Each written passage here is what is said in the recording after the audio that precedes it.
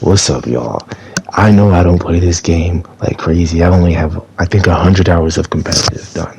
But I just gotta talk about, I always see the pro players talk about issues. I don't hear, every time I hear somebody talk about issues, they're like, oh, I'm GM1, oh, I'm top 500, oh, I'm this, I'm that.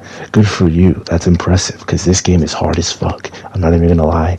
And some people may disagree. Some people may say this is the easiest game they ever played. That's good for you. I wish I could say the same.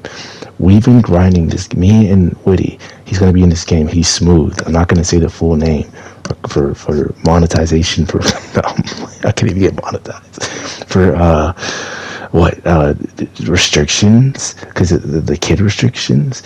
But me and Smooth have been grinding this game out relentlessly for probably about what 2 months, three, probably more like 6 months.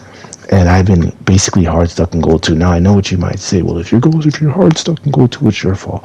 Cool. I'll take the blame. I usually try to put the blame on me anyways, unless someone is like purposely selling or they're just so bad that it literally hinders the whole team, because that happens too. I know y'all have had it happen before. Even the top 500 can't go undefeated sometimes because there's just sometimes there's that one person. And the worse you are at the game, the more that impacts you. So now off of that, let's just talk about some simple issues. The main issue, I know this is a team game. I understand that.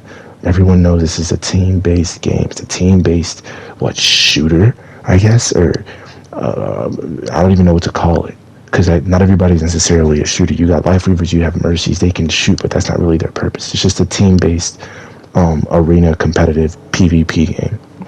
And so the only issue I have with this, let's think about other PvP games. You got like the popular ones, Call of Duty, stuff like League of Legends, all of that. I never played. Maybe it's just my lack of playing team-based games like this, but every other team-based or game with teams I've played, one player could take over a game completely.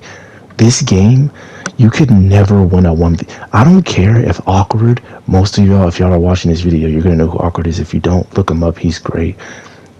I've watched his unranked GMs. Dude is insane. He doesn't need any of my support, but Awkward, I don't think Awkward in a 1v5 could even take out a team. This game is not meant for you to take over. And so when you're playing with people who aren't as good and you're trying to step up, it's almost impossible sometimes, especially as a casual player. Maybe GMs can do it, but if me, I mostly run support, specifically Moira. I know people are going to roast me in the comments if this gets any views. I cannot take over a game with Moira. It is almost impossible. I would say the best takeover characters is probably like some kind of tank, but even tanks would struggle because tanks is like the most difficult class to run in my opinion right now. And then I can see a Widow really taking over a game, but even Widow has to be supported. A Widow can't take over a game solo. Hitting 5 shots in this game and killing everybody is still not enough because tanks can take more damage and they usually have damage reduction or something that can stop damage. DPS can usually find ways around Widow with their mobility, like a Bastion would be harder for a Widow to kill than, let's say, like an Echo or a Pharah, because there's just one shot and those people are dead. But Bastion in turret mode can probably take more like 2 or 3. I don't know the exact numbers, but you understand what I'm saying. Even a Bastion who can just pump out damage like crazy, he cannot win a 1v5. This game is impossible to take over yourself. If your team, I mean, 4v5s are possible. 3v5s are where I would say it gets out of hand ridiculous. If there's 2 people on the team that aren't contributing at the same level, especially in competitive, you're pretty much done for. Unless you're some type of GM, top 500, top 3% player. And I feel like that's a little bit unfair when I know it's a team-based game, but I can't rank up without having to take over in some games. And sometimes you're just out of luck. Now, correct me if there's any point in this video where I'm just completely wrong. Please correct me so I can get better. I'm open to critiques. Y'all are looking at my gameplay. Tell me any way I can get better. I want to get better at this game because I grind relentlessly to end up in the same place I was a week ago. I'm hard stuck. I'll admit it. I'm not the best at this game. So, please give any tips. But that's the first one. The second one is, the wins don't always feel earned because of that. Sometimes the win feels like it's almost given to you because the other team may have a player that is not as good. And so like you get the win, but you're like, I mean, we of course we were gonna win. It feels like in this game it's either of course we're gonna win or of course we're gonna lose. I think I pointed out almost every time I've had a good matchmate. That was a terrible. I did terrible there. Ignore that. Every time I've had a good matchmade game, I've called it out, and I might say it once or twice per week. And I probably play at least 40 competitive games a week if I had to average it. And so it's like, why am I calling out every time we have good matchmaking? Now I know there's different things like comms and stuff that something like a Call of Duty might not have because there's so many different heroes and so many different ways to play the game with those heroes. But still, it still should be even matchups, especially if you're doing a ranked system based on, gold and these different ranks. People should be better matched up. Sometimes it just feels like maybe I remember we played with this one soldier guy who was a Doomfist beforehand. Dude was like 40-3, while the other tank was like 3-10. The other tank couldn't do anything. And it felt like the wins were just given to us because the other player was so good in our rank. People were calling them smurfs and stuff. We don't know what's going on. So it feels like those wins were just given to us out of pure, one skill player. And I guess that is an example of a player taking over a team, but that dude was just so good. There's nothing the other team could even do. So why is he in their games? Same goes vice versa. When we have a player that can take over the game, I've taken over games. Witty has taken over games, and there's just some times where it's like, what is the other team supposed to do? They have this Widow who won't switch, or they have this support who won't switch, and they're stuck there. There's just nothing you can do. It's happened in both situations. I've seen it done to me and others. And then there's a bunch of simple other things, like people like Junkrat just being able to throw a mine in your face when you're 2 feet away from him and taking no damage. But then other people like Bastion can't even use his stupid grenade, or Zarya can't use her little movement grenade, or I don't even know what it's called. It's like her I'm guessing it's her L2, the thing that's not the beam, that blasts her forward. They have to take damage from it. A tank and a tankier damage has to take damage from it. But Junkrat can just run up to you and just throw a freaking mine in your face 2 feet away from you and take 0 damage. He just bounces off of him. I don't know what type of lore is created in his story, but that is ridiculous. That's crazy to me. When there's tankier people who can't do the same thing. I don't know, that just is crazy to me. Maybe, once again, educate me if there's something wrong with that. There's just a few problems with a few heroes that are so... Like, I remember we ran a Widow Sombra today, and basically the Sombra would come out, hack you, and the Widow would target you after the Sombra hacked you. And it's like, Sombra or Widow Hanzo, they can be extremely... There's ways around it, yes, but imagine...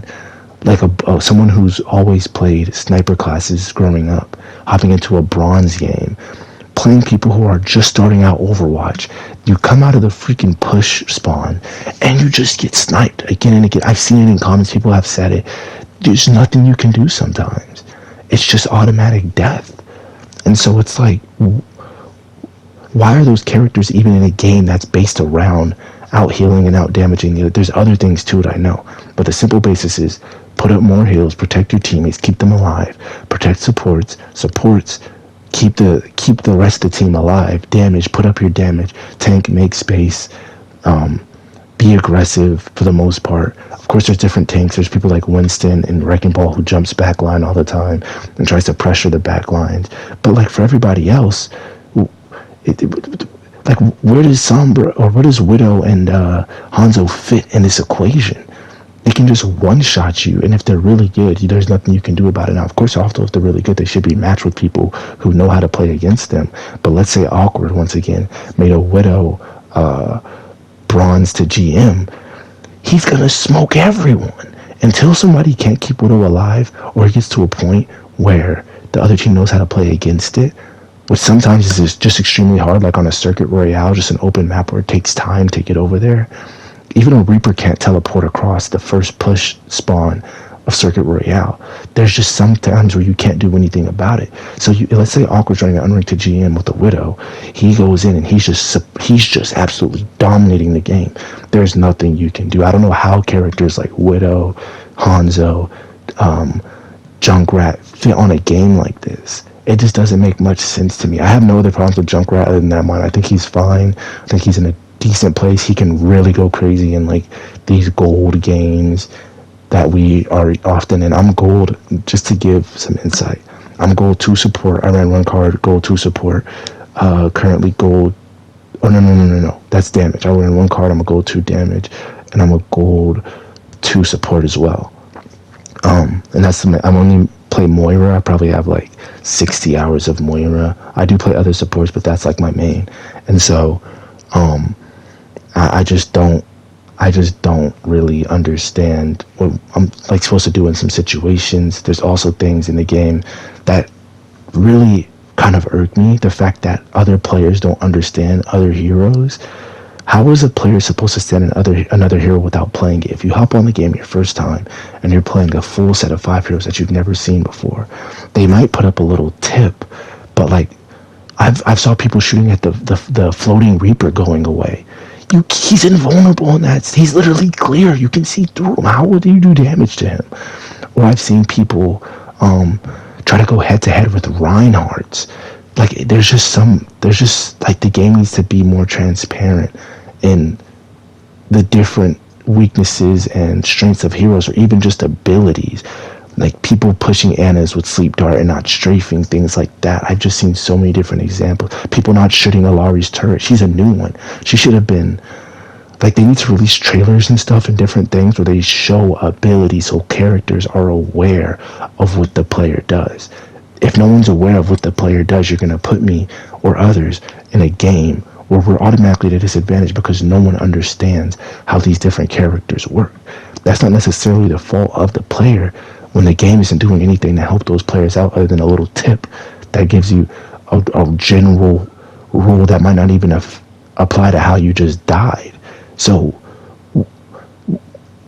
like, what's going on? How are you going to put 30 heroes in a game and not give players a rough explanation that I mean, I guess you can look through every hero and look at their details. I've played most heroes. There's only a few tanks I feel I haven't gone through, like Wrecking Ball and Doomfist. But even then, I know what they do. I've looked at their kits, and I feel like a player who's hopping on the game for the first time, just trying to get into it, shouldn't have to look at a kit to really understand. There should be a better basics explanation of everything, so they can really get what's going on in the game. This game is very complex.